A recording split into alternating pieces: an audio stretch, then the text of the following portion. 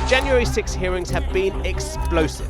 I'm the effing president. An armed revolution. Hang Mike Pence. Trump thought about having fake officials hand him the election. As far as I'm concerned, we already have one. And nearly replaced the entire Justice Department to make sure he won. The president said, "What do I have to lose?" And then he threw his food all over the wall when his allies wouldn't go along with his plan. There was ketchup dripping down the wall.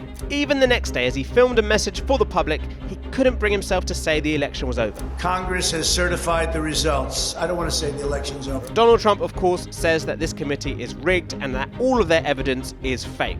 But whichever way you look at it, the testimony has been shocking. The big question, though, is what changes now? The United States is completely split along party lines. So does attacking Trump really change Republican minds? Are the hearings just a way of stoking the Democratic base to vote in the midterms? Or, and here's the potential plot twist, will the hearings actually backfire for the Democrats and make the Republicans choose someone more electable in 2024? We work for Marco Rubio's presidential campaign. A man who can help me answer that is Whit Ayres. He's worked with Republican candidates for more than 30 years as a strategist and a pollster, and so he knows a thing or two about elections. And he says Republican voters are right now split into three groups. The smallest faction are the Never Trump people, about 10%. The second group are the Always Trump voters, about 30%. The third and the largest group are Maybe Trump voters, about 60% of the electorate. So if that's the way it's stacked up, it all depends on what the 60% are making of the hearings. Some of the more compelling revelations seep into the water, and it makes the Maybe Trump people want an alternative to Trump in 2024. But not many senior members of the GOP in Congress, like James Comer, agree with that message. I'll be honest with you, I don't think there are very many people in the country that are keeping up with January 6th. I do think that the American people have already made their minds up on who to blame for January 6th. Do you blame anyone for that day? Do I blame anyone for that day? I just think it was a very unfortunate event. You've seen the evidence that he was told constantly by his family, by all of those around him, by election officials. I haven't seen the that election evidence. was free and, that the election was free and fair. He encouraged people to protest, but I don't think anyone would have foreseen the protest getting out of hand. Republicans like Comer defend Donald Trump over January the 6th, but the pressure is building on 45. First, the Justice Department is looking into Trump's involvement on that day, which might lead to charges against him. No person is above the law in this country.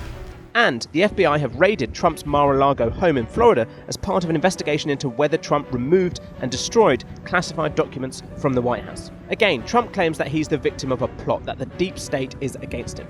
For now, it's not clear whether the Republicans will stick with him, or if the party and its voters will look to a different candidate, one not facing possible jail time. That's why some see the governor of Florida, Ron DeSantis, as a viable candidate. Ron DeSantis has done a very good job of capturing that Maybe Trump voter. He does not go around talking about how Joe Biden is an illegitimate president. In many ways, he is appealing to the same voters as Donald Trump without going over the line.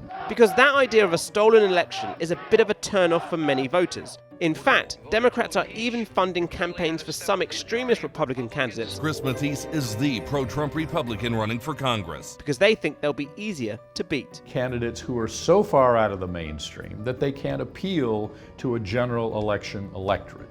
And so this is why it's bad for Donald Trump. Even his loyalists, like James Comer, aren't that keen on him getting involved in November's elections, especially when Trump keeps hinting that he might start his campaign soon.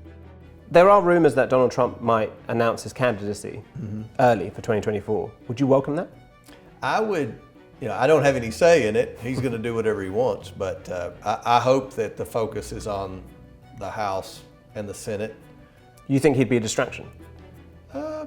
He's always going to get a lot of media attention, right? My hope would be that every Republican would wait till after the November elections. That all sounds bad for Donald Trump and the Republicans, and the Democrats might feel pretty happy.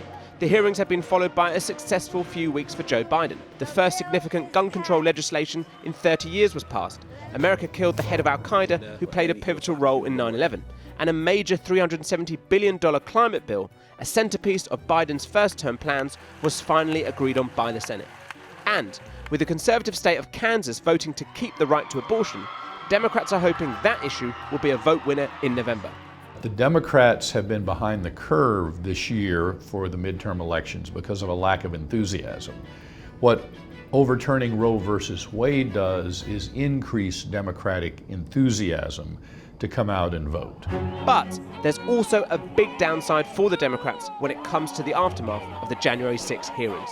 Trump makes Democrat voters turn out. They can't stand him and will vote to make sure he can't become president again. But Democrats worry that Republicans could pick a candidate that basically isn't Trump, and so their voters won't care as much. And Republicans will also instead pick someone who's more electable. The formula for winning Republican candidates means tipping your hat to some of the Trump agenda, while at the same time not arguing that the 2020 election was stolen. That's why Republicans like Comer feel confident. He believes there are a number of candidates waiting in the wings for the party in 2024, and that the Democrats have no one. We have 10 or 12 candidates that I think would be ahead in the polls, just like that. But the Democrats, I don't see anyone out there that can emerge. I still think Biden's their best candidate, and that's pretty bad because his poll numbers are in the toilet. Right, so the hearings aren't great for Trump, and they might not be a home run for the Democrats. And so then we come on to the final issue. What about democracy itself? Because the ultimate worry here is, could January the 6th happen again? While Trump's hold on the Republican Party might be diminishing, his ideology still does have weight, and Republicans and other conservative groups have been recruiting election workers so that when it comes to the next election in 2024, there'll be more people willing to bend to fake news around fraudulent elections. Because of Donald Trump and Republicans pushing this big election lie of election fraud that doesn't exist, they have people in positions that oversee elections so that they can get the result that they want next time around, unfortunately, which may not be a free and fair election. And remember, if the Republicans do take at least the House this November, January 6 fades away as an issue, and other pressing matters for the Republicans take front and center, like Joe Biden's son. We'll have Hunter Biden investigations next year, right? Is Hunter Biden's business dealing, are they compromising Joe Biden? And that's part of what we're going to look into because he is a national security threat. And he's more of a national security threat than Donald Trump and what happened on January 6th? Yes. For now, part one of the hearings are over. More are due in September.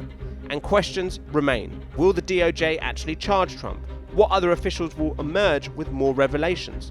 Will any of this begin to alter the minds of more and more of that 60% of Republican voters? And where will this leave America after November's elections? January the 6th itself was clear, an insurrection. What comes next though? That's far from certain.